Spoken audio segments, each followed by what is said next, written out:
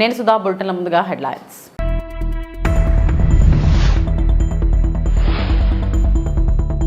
రాజధాని అమరావతిలో ముఖ్యమంత్రి చంద్రబాబు నాయుడు పర్యటన.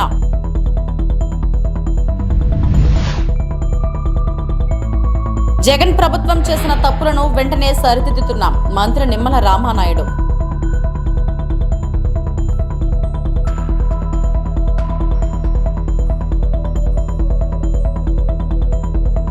ఆడదాం ఆంధ్రపై టీడీపీ దుష్ప్రచారం. మాజీ మంత్రి రోజా సీరియస్.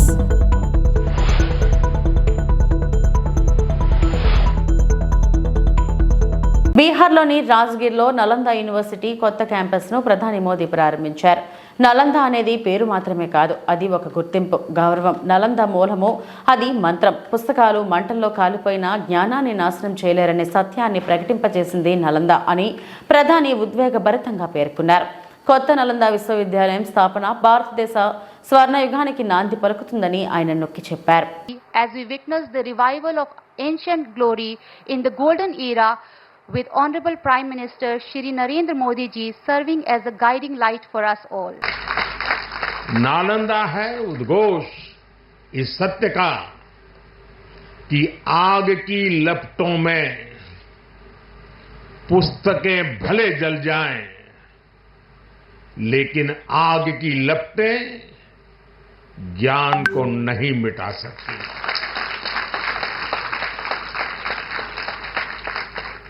नालंदा के ध्वंस ने भारत को अंधकार से भर दिया था. अब इसकी पुनर्स्थापना भारत के स्वर्णिम युग की शुरुआत करने जा रहा है. साथियों, अपने प्राचीन अवशेषों के समीप नालंदा का नवजागरण,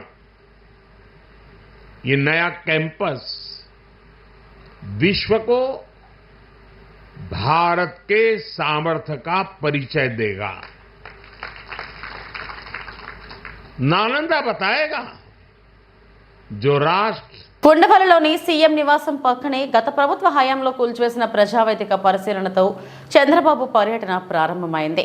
అక్కడి నుంచి నేరుగా ఉద్గంట రాయనిపాలెంలోని అమరావతి శంకుస్థాపన ప్రాంతానికి సీఎం చేరుకుంటారు. 2015 అక్టోబర్ 22న ప్రధాని నరేంద్ర మోడీ చేతుల మీదుగా శంకుస్థాపన జరిగిన ప్రాంతాన్ని పరిశీలిస్తారు.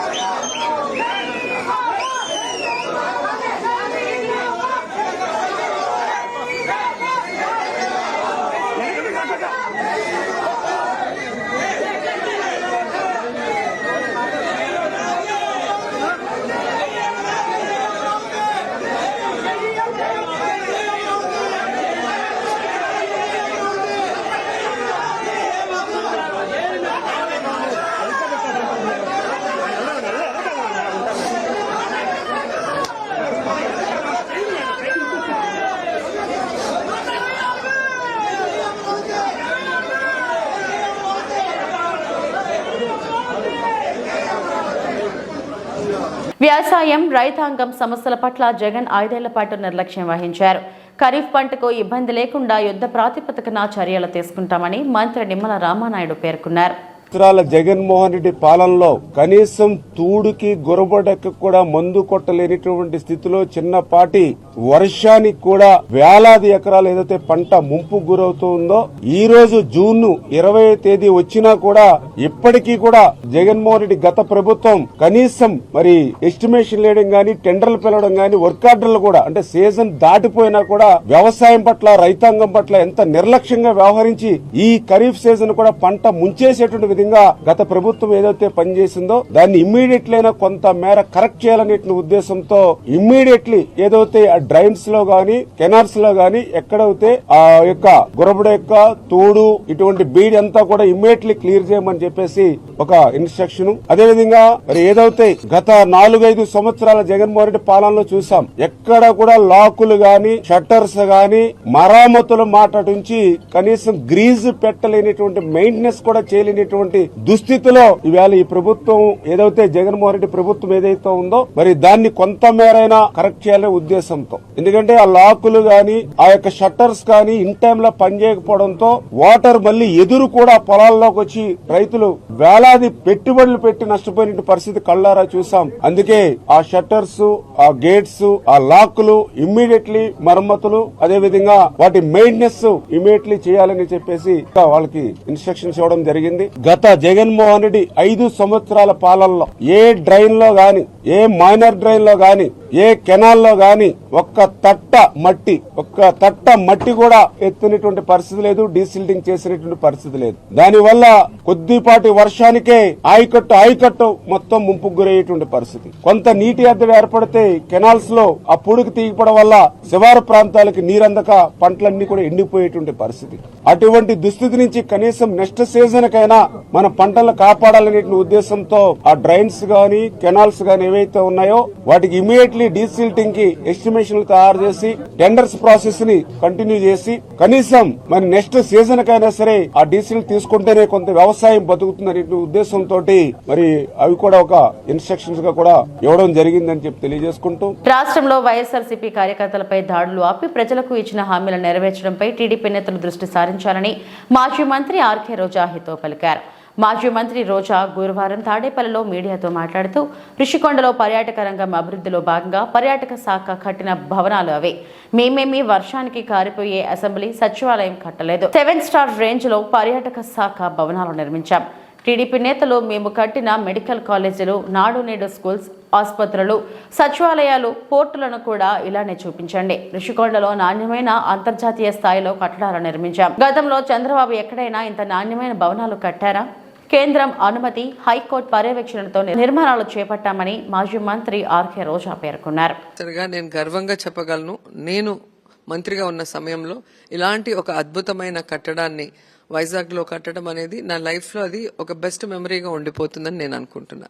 ఎందుకంటే పర్యాటక రంగంలో ఈరోజు ప్రపంచ దేశాల నుంచి వచ్చే వాళ్ళకి వాళ్ళు వచ్చినప్పుడు గాని వాళ్ళు ఉండటానికి గాని ఒక ప్రభుత్వం వాళ్ళతో డిస్కస్ చేయాలనుకున్నప్పుడు ఒక అద్భుతమైన ప్లేస్ ఉండాలి.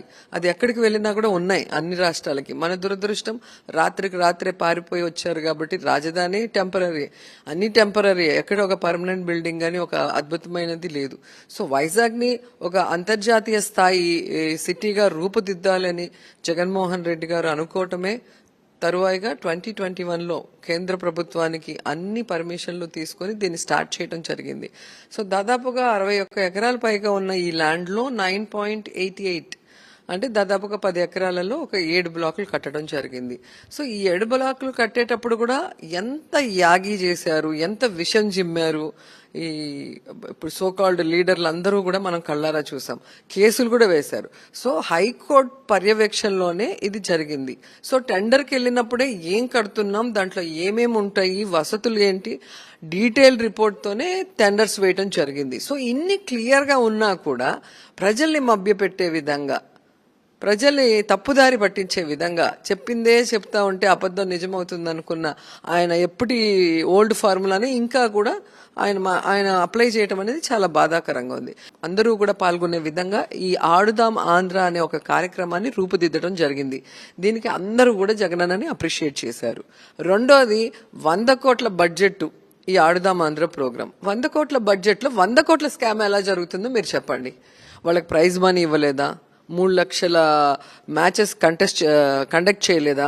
15,005 సచివాలయాల పరిధి నుంచి సచివాలయం, మండలం, కాన్స్టిట్యున్సీ, డిస్టిక్, స్టేట్ ఇన్ని కాంపిటీషన్లు జరగలేదా? వాళ్ళకి కాకినాడ నగరం సంజయ్ నగర్ లో ఉన్న చెత్త డంపింగ్ యార్డ్ ను కాకినాడ సిటీ ఎమ్మెల్యే వానమాడి వెంకటేశ్వరరావు నగరపాలక అధికారులతో కలిసి పరిశీలించారు. చెత్తతో పూర్తిగా నిండిపోయిన రహదారులను క్లియర్ చేయాలని అధికారులకు సూచించారు. డంపింగ్ యార్డ్లో డ్రగ్స్ మరియు మాదక ద్రవ్యాలు లేకుండా చూడాలని పోలీసు వారిని ఆదేశించారు. ఈ కార్యక్రమంలో TDP Kakinada town president Mallipudi వీరు, మాజీ corporator Bommi Balaji, lorry union నాయకులు తదితరులు పాల్గొన్నారు.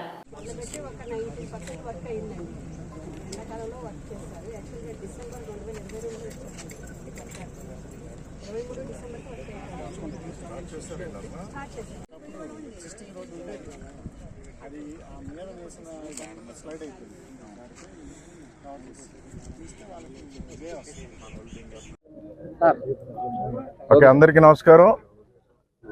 ఈరోజు మన ప్రధానంగా ఇక్కడ ఉన్నటువంటి ప్రదేశం మీ అందరికీ తెలుసు. కాకినాడకి ఇది ఒక డంపింగ్ యార్డు ఏరియా. అయితే డంపింగ్ యార్డ్ ఏరియా అయినప్పుడు కూడా ప్రజలు నివాసం ఎక్కువ ఉండే ప్రాంతం ఇది. ఈ ప్రాంతంలో డంపింగ్ యార్డ్ తొలగించాలని చెప్పి ఆ రోజు 2014 నేను ఎమ్మెల్యే అయిన తర్వాత ప్రభుత్వం దృష్టిలో పెట్టి దీన్ని ఇక్కడి నుంచి తొలగించాలని చెప్పేసి ఆ రోజున ప్రభుత్వ స్థలాలు లేకపోతే ఎన్ఎఫ్సీలతో మాట్లాడి సుమారు 20 ఎకరాలు అందులో ఇవ్వాలని చెప్పి రిక్వెస్ట్ చేసి గవర్నమెంట్కి పంపించడం. గవర్నమెంట్ కూడా ఆ రోజున ఎన్ఎఫ్సీఎల్ వాళ్ళకి రిక్వెస్ట్ చేసి 20 ఎకరాలు కాకినాడ ప్రజల కోసం మీరు ఇవ్వాలని చెప్పి ఆదేశాలు ఇవ్వడం కూడా జరిగింది. ఆ రోజు 20 ఎకరాలు ఇస్తే ఈ డంపింగ్ యార్డ్ అంతా కూడా కాకినాడలో చెత్త ఏదైతే ఉందో అంతా కూడా అక్కడ పంపించి వేస్ట్ ఎనర్జీ ప్లాంట్ పెట్టి పవర్ జనరేట్ చేసుకోవడానికి కూడా అవకాశం కలిగించడానికి యాక్షన్ ప్లాన్ కూడా తయారు చేసుకున్నాం. ఆ రోజున అన్నీ సమకూర్చిన తర్వాత మేము అధికారం కోల్పోవడం జరిగింది. 2019 తర్వాత వైఎస్ఆర్ ప్రభుత్వం వచ్చిన తర్వాత దీన్ని ఇక్కడి నుంచి తొలగిస్తామని చెప్పేసి వాళ్ళు శంకుస్థాపన కూడా చేశారు. 28 కోట్లు శాంక్షన్ అయిందని కూడా శంకుస్థాపన చేశారు 2022లో. శంకుస్థాపన చేసిన శంకుస్థాపన అలాగే ఉందో తప్ప ఇక్కడి నుంచి దీన్ని ఎక్కడ తొలగించలేదు. సరే, తొలగించలేదు కాదు కదా, ఈ రోజున ఇది ప్రధానమైన రహదారి అండి. ఇది సర్పంచ్ జంక్షన్ నుంచి డైరెక్ట్గా మన యూనివర్సిటీలను ప్రక్షాళన చేస్తామని టీడీపీ నేతలు చెబుతున్నారు. యూనివర్సిటీల్లోకి వెళ్లి వీసీలపై దాడులు చేయడం ప్రక్షాళన అంటారా అంటూ వైఎస్ఆర్సీపీ అధికార ప్రతినిధి నాగార్జున యాదవ్ మండిపడ్డారు. వీసీల కారు డ్రైవర్లపై దాడులు చేయడం ప్రక్షాళన, వైఎస్ఆర్ విగ్రహాలను తొలగించడం ప్రక్షాళన, మరి ఎన్టీఆర్ విగ్రహాలను ఎందుకు తొలగించలేదు అని నాగార్జున యాదవ్ ప్రశ్నించారు. అనేక యూనివర్సిటీలలో చంద్రబాబు సామాజిక వర్గానికి చెందిన వీసీలు రిజిస్ట్రార్లు లేరా? ఎస్వి యూనివర్సిటీ, నాగార్జున యూనివర్సిటీలలో చంద్రబాబు, లోకేష్ పుట్టినరోజు వేడుకలు జరపలేదా? యూనివర్సిటీలను చంద్రబాబు హయాంలో కులాలకు అడ్డాగా మార్చారు. చంద్రబాబు హయాంలో కంటే వైఎస్ జగన్ హయాంలోనే ర్యాంకింగ్ పెరిగింది. ఉన్నత విద్య విషయంలో జగన్ అనేక మార్పులు తెచ్చారని నాగార్జున యాదవ్ చెప్పారు. చంద్రబాబు నాయుడు ముఖ్యమంత్రిగా ఉన్నప్పుడు యూనివర్సిటీలన్నీ భూతల స్వర్గంగా ఉన్నాయన్నట్టు, జగన్మోహన్ రెడ్డి గారు ముఖ్యమంత్రి అయిన తర్వాత అవేదో బాగోలేనట్టు ఒక చిత్రీకరణ చేసేటువంటి విధంగా ఎల్లో మీడియా కొన్ని అసత్య ప్రచారాలకు పాల్పడుతుంది. ఈ సందర్భంగా వాస్తవాలేంటో ప్రజలకు తెలియజేయాలనేటువంటి ఒక సదుద్దేశంతో మీ ముందుకు రావాల్సిన పరిస్థితి ఏర్పడింది. నిజంగా ఈరోజు నేను ఎల్లో మీడియాకి కానీ తెలుగుదేశం పార్టీ వారికి కానీ ఒక ప్రశ్న అడుగుతున్నా. యూనివర్సిటీలను ప్రక్షాళన చేయాలి అని అంటున్నారు, నిజమే. ప్రక్షాళన అంటే ఏమిటి? ఎస్వి యూనివర్సిటీ వైస్ ఛాన్సలర్ ఛాంబర్లోకి వెళ్ళి ఆయన్ని దుర్భాషలాడి ఆయన్ని దూషించడం ప్రక్షాళన అవుతుందా? ఎస్కే యూనివర్సిటీ వైస్ ఛాన్సలర్ కారును ఆపి ఆయన్ని బూతులు తిట్టి వారి కారు డ్రైవర్ పైన దాడి చేసి తన్నడాన్ని ప్రక్షాళన అని అంటారా? ఆంధ్ర యూనివర్సిటీలో వీసీకి, రిజిస్ట్రార్కి తెలుగుదేశం పార్టీకి సంబంధించినటువంటి నాయకులు ఫోన్ చేసి మిమ్మల్ని అత్యంత పాశవికంగా నడి రోడ్డు మీదే హత్య చేస్తామని బెదిరించడం ప్రక్షాళన అవుతుందా? లేదా మహానేత వైఎస్ రాజశేఖర రెడ్డి గారి విగ్రహాలని యూనివర్సిటీ క్యాంపస్ నుండి తరలిస్తే అది ప్రక్షాళన అవుతుందా?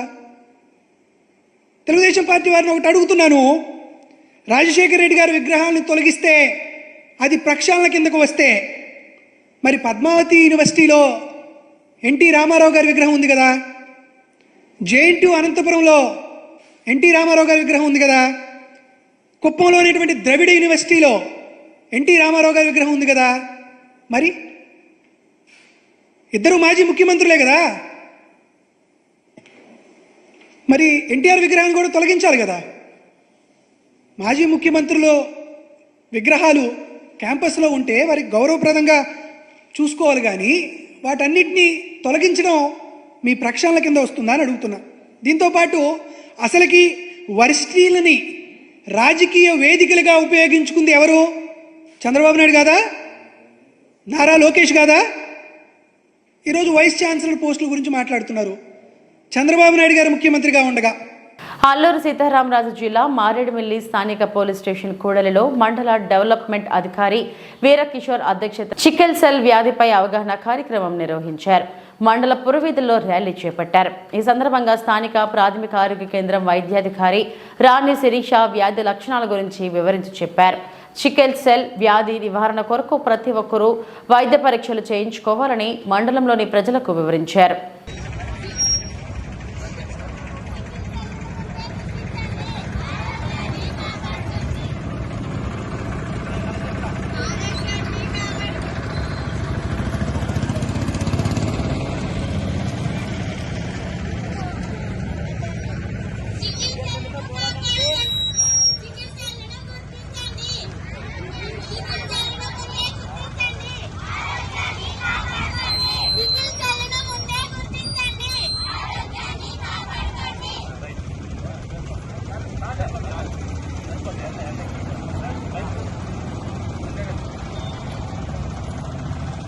అందరికీ నమస్కారం. మారేడుమిల్లి ప్రజలకి, ఇక్కడికి వచ్చిన విద్యార్థులకు, మరియు ఇక్కడ స్కూల్లో పార్టిసిపేట్ చేసిన టీచర్స్కి, మరి మారేడుమిల్లి మన పిహెచ్సి మెడికల్ డాక్టర్ అయిన శిరీష గారికి, అలాగే మిగతా స్టాఫ్ అందరికీ నా నమస్కారం.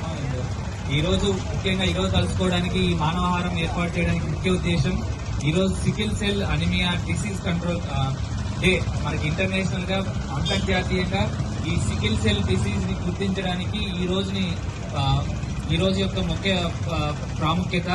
మనకి ఈ జబ్బు అనేది ముఖ్యంగా మన ఏఎస్ఆర్ జిల్లాలో, మన ట్రైబల్ ఏరియాలో అతి ముఖ్యంగా ఎక్కువ కనపడే జబ్బు. బయట వారి కంటే ఇక్కడ ఉన్న వాళ్ళకి ఎక్కువగా ఉంటుంది. ఇది ఎక్కువ మీకు రక్త పరీక్షలు అందరూ చేసుకోవాలి. 0 నుంచి 40 సంవత్సరాలు ఉన్న వాళ్ళు అందరూ రక్త పరీక్షలు చేయించుకోవాలి. ఇంతవరకు ఎవరైనా చేయించుకోని వాళ్ళు ఒకసారి మీరు దగ్గరికి వెళ్ళిన హాస్పిటల్ కానీ ఎక్కడైనా కానీ అందరూ వెళ్ళి రక్త పరీక్షలు చేసుకొని, ఆ రక్త పరీక్షలు మీకు ఎర్ర రక్త కణాలు ఉంటాయి. మామూలు వాళ్ళకి ఎర్ర రక్త కణాలు గుండ్రాటి ఆకారంలో ఉంటాయి, కానీ మీకు ఈ సికిల్ సెల్ ఉన్న వాళ్ళకి ఏంటంటే కొడవలి ఆకారంలో ఉంటాయి ఏవైతే రక్త కణాలు. అవి ఉండడం వల్ల మీ రక్తం కొంచెం దిగటగా మారి ఆ రక్తం చంద్రగిరి ఎమ్మెల్యే పులివర్తి నాని మానవత్వాన్ని చాటుకున్నారు. పాకాల నుంచి తిరుపతికి వస్తున్న ఎమ్మెల్యే పులివర్తి నాని ఆయన ముందు వెళుతున్న టొయోటో ఎస్ వాహనం మామండూరు సమీపంలో అదుపు తప్పి ప్రమాదానికి గురై బోల్తా పడింది. ఈ ఘటనలో డ్రైవర్ కిరణ్ కుమార్ వాహనంలో చిక్కుకున్నాడు.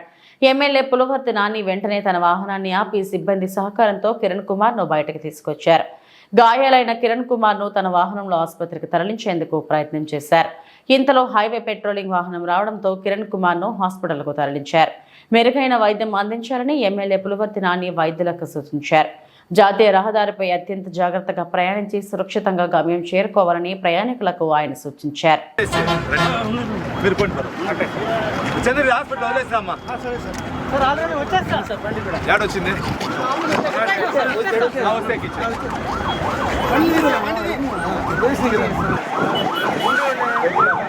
కలికిరి మండలం గుట్టపాలెంకు చెందిన టీడీపీ మహిళా కార్యకర్త గౌరీ మోకాళ్లపై తిరుమలకు పయనమయ్యారు.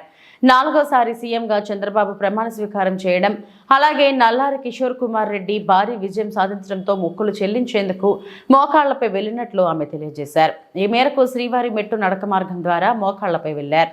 ఈ కార్యక్రమంలో టీడీపీ నాయకులు జనార్దన్ గౌడ్, మల్లికార్జున గౌడ్ తదితరులు పాల్గొన్నారు.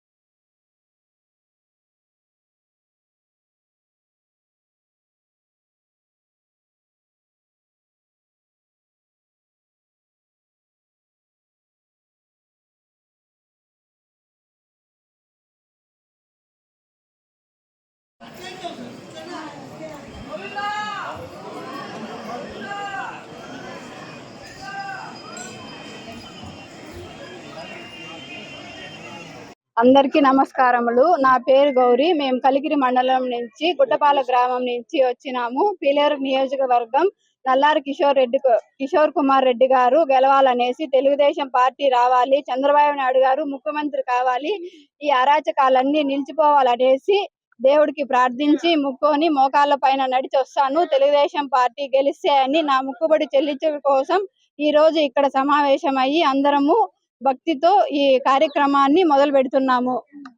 నియోజకవర్గం కలిగిరి మండలం గుట్టపాలె గ్రామం మల్లికార్జున గౌడ్ అని సతీమణి గౌరీ గారు, మా చెల్లెలు గారు, పీలేరు నియోజకవర్గం కిషోర్ కుమార్ రెడ్డి గెలుపు కోసం, ప్రభుత్వం తెలుగుదేశం పార్టీ కోసం, చంద్రబాబు నాయుడు సీఎం కావాలని ఆమె కలియుగ వైకుంఠ దేవాన్ని వెంకటేశ్వర స్వామిని మొక్కి మోకాల మీద శ్రీవారి మెట్టి నుంచి పైకి మోకాల పైన నడుచుకుంటూ నా మొక్కుబడి ప్రభుత్వం వస్తే కిషోర్ రెడ్డి గారు గెలిస్తే నేను ఈ అరాచక పాలన పోవాలని ఆమె మొక్కుకొనింది. ఆ మొక్కుబడి ఈ రోజు ఇక్కడి నుంచి శ్రీవారి మెట్టి నుంచి స్టార్ట్ చేస్తుంది.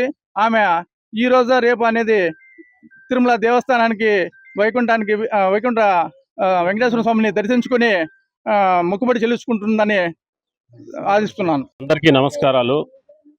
ఈరోజు ముఖ్యంగా పీలేరు నియోజకవర్గం కలిగిరి మండలానికి గుట్టపాలెం గ్రామానికి చెందిన ఎల్లంపల్లి వాసి మల్లికార్జున గౌడు గౌరీ దంపతులు ఈ రాష్ట్రంలో అరాచక పాలన అంతమయ్యి ముఖ్యమంత్రిగా చంద్రబాబు నాయుడు గారు, పీలేరు నియోజకవర్గ ఎమ్మెల్యేగా కిషోర్ కుమార్ రెడ్డి గారు గెలిచినాక శ్రీ వెంకటేశ్వర స్వామి శ్రీవారి మెట్టు నుండి మోకాళ్ళ పైన స్వామివారిని దర్శనం చేసుకుంటామని మొక్కుకున్నారు గౌరీ దంపతులు.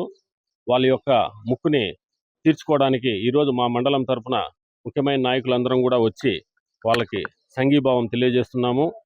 ఈ రాష్ట్రంలో భారతీయ జనతా పార్టీ నాయకులు నవీన్ కుమార్ రెడ్డికి జన్మదిన శుభాకాంక్షలు తెలియజేసిన బీజేపీ జిల్లా సాంస్కృతిక విభాగం కన్వీనర్ గుండాల గోపీనాథ్, కలియుగ వెంకటేశ్వర స్వామి దివ్య ఆశీస్సులతో నవీన్ కుమార్ రెడ్డి మరెన్నో జన్మదినాలు సంపూర్ణ ఆరోగ్యంగా జరుపుకోవాలని కోరుతున్నాం అన్నారు.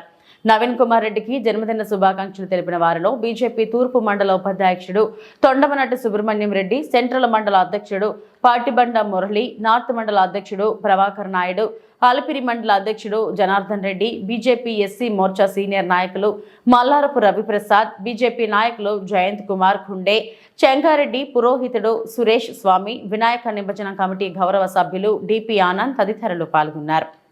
ఈశ్వర సర్వభూతానాం బ్రహ్మాధిపతి బ్రహ్మణోధిపతి బ్రహ్మా శివో మే శివో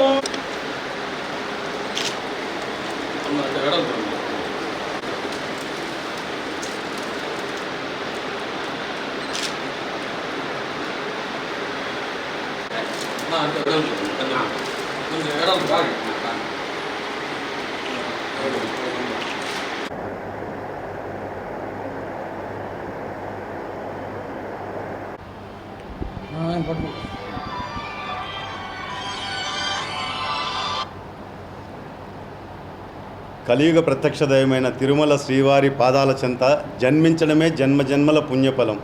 ఆ కలియుగ వెంకటేశ్వర స్వామి పద్మావతి అమ్మవారి ఆశీస్సులతో ఈరోజు తరతరాలుగా రాజకీయ కుటుంబం నేపథ్యంలో ప్రజాసేవ చేస్తూ ఈరోజు మా ఆత్మీయులు సోదరులు గుండాల గోపీనాథ్ రెడ్డి, అదేవిధంగా మిత్రులు, నా చిన్ననాటి స్నేహితులు చిన్న రవి, అందరూ కలిసి ఈరోజు ఈ జన్మదిన వేడుకల్లో భాగస్వాములు అవడం, నన్ను నిండు మనసుతో ఈరోజు ఆత్మీయతతో నన్ను దీవించడం చాలా అభినందనీయం. నేను మనస్ఫూర్తిగా వాళ్ళకి కృతజ్ఞతలు తెలియజేసుకుంటున్నాను. శ్రీవారి పాదాల చెంత నిస్వార్థంగా, నిజాయితీగా, నిష్పక్షపాతంగా ప్రజాసేవకు అంకితం అవుతామని చెప్పని, ఎందుకంటే ఇక్కడంతా కూడా స్థానికులము, స్వామివారి ఆశీస్సులతో ఇక్కడ జీవనం కొనసాగిస్తున్నాం కాబట్టి తిరుపతిలో ఈరోజు ప్రశాంత వాతావరణం కావాలని చెప్పని అందరూ కూడా ఉమ్మడి కుటుంబ సభ్యుల్లాగా ఈరోజు మేమంతా కూడా ఐకమత్యంతో ఈరోజు సేవ చేస్తున్నాము. ఆ వెంకటేశ్వర స్వామి పద్మావతి అమ్మవారి ఆశీస్సులు మా అందరికీ ఉండాలని చెప్పని మనస్ఫూర్తిగా కోరుకుంటూ, ఎవరైతే నా మిత్రులు, శ్రేయోభిలాషులు, సన్నిహితులు, బంధువులు అందరూ వచ్చి జన్మదిన శుభాకాంక్షలు తెలియజేసినందుకు వాళ్ళకి మనస్ఫూర్తిగా కృతజ్ఞతలు తెలియజేసుకుంటున్నాను. ఈరోజు మా బీజేపీ నాయకులు నవీన్ కుమార్ రెడ్డి గారు తిరుపతిలో అభివృద్ధికి నిరంతరం ఆయన వాయిస్ని వినిపిస్తూ తిరుపతి అభివృద్ధిలో ఆయన ప్రతిరోజు ఒక భాగమైనారు. అలాంటి మంచి వ్యక్తికి ఈరోజు జన్మదినము. ఆ జన్మదిన సందర్భంగా మేమందరూ వచ్చి ఆయనకు శుభాకాంక్షలు తెలియజేశాము. కలియుగ వెంకటేశ్వర స్వామి దివ్య ఆశీస్సులతో ఆయన సంపూర్ణ ఆరోగ్యంతో మరిన్ని జన్మదినాలు జరుపుకోవాలని, ఇలాగే తిరుపతి అభివృద్ధికి నిరంతరం ఆయన పోరాడుతూనే ఉండాలి. ఆయన వెనుకంట మేమంతా ఉంటాము. తిరుపతి అభివృద్ధి కీలకము. ఆయన వాయిస్ తిరుపతి అభివృద్ధికి ఎంతో తోడ్పడుతుంది. అలాంటి మంచి వ్యక్తికి ఈరోజు జన్మదిన శుభాకాంక్షలు తెలియజేయడం మాకెంతో సంతోషంగా ఉంది. అది కాకుండా మా బీజేపీలో ఆయన చేరడం మాకెంతో బీజేపీ పార్టీ కూడా ఎంతో బలం చేకూరింది. రాబో స్థానిక సంస్థల ఎన్నికల్లో అన్నిట్లో కూడా ఆయన పాత్ర ఉండి బీజేపీ పటిష్టానికి మేమంతా కృషి చేస్తామని నవీన్ కుమార్ రెడ్డి అన్నకి జన్మదిన శుభాకాంక్షలు. ఇవి ఇప్పటివరకున్న వార్తా విశేషాలు. నమస్తే.